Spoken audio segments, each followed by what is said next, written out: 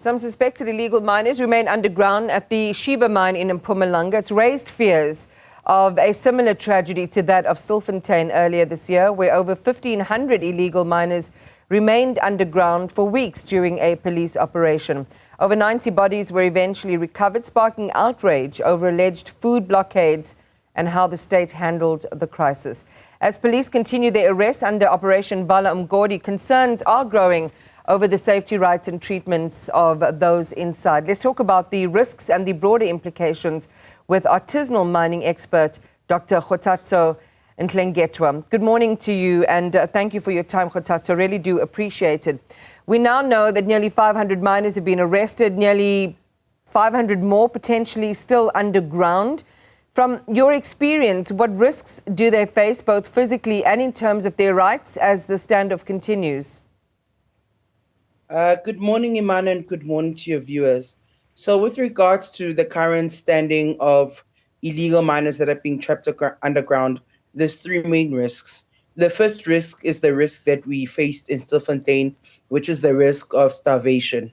So we all know that if they're blockading food from underground, we know that there might be starvation. Second of all, we know that there's human rights abuses that happen underground by the actual bosses who are in charge of these illegal miners. And in such cases, you find that there's human rights abuses that go on underground. And thirdly, the most pertinent risk is that there may be accidents that may happen, like fall of ground, like gases that may be involved, like carbon monoxide, and this might be a potential causing death. So there are these risks that happen underground, but the most important thing is that these illegal miners need to be treated with a very complex. It's a very complex issue. Yeah. So the way we treat them must happen in a way that is quite delicate. If there's time, we'll circle back to aid and things like that. But Kgothatso, most of the arrested miners, we understand, are undocumented foreign nationals. In your view, how should the state balance immigration enforcement with the responsibility to protect vulnerable, often exploited artisanal miners? And we understand also in this context some of the reports coming up of those involved, likely miners.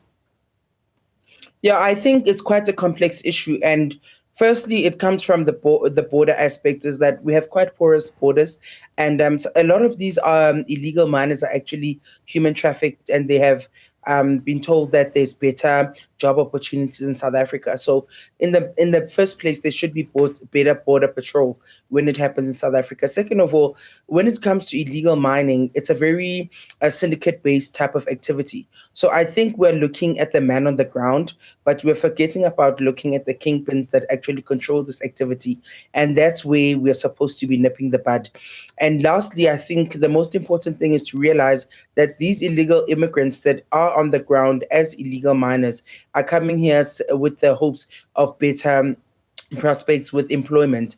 And I think we remember that even in our old large-scale mining aspect, there has been migrant labor that was exported from different regions like Mozambique, like Swaziland, even in the Eastern Cape when we come regionally to South Africa to work. So this is not actually a new issue that we have migrants that are coming to South Africa, but the fact that they are illegal speaks to our porous borders.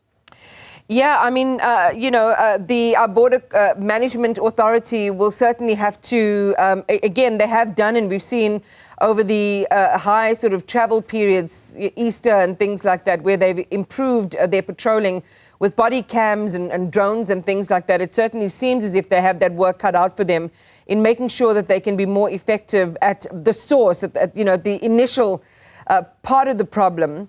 But I want to pick up on the syndicates again, and we've spoken about this endlessly, even during Stilfontein and beyond. The MEC and police, again, calling for tougher action against kingpins and syndicates.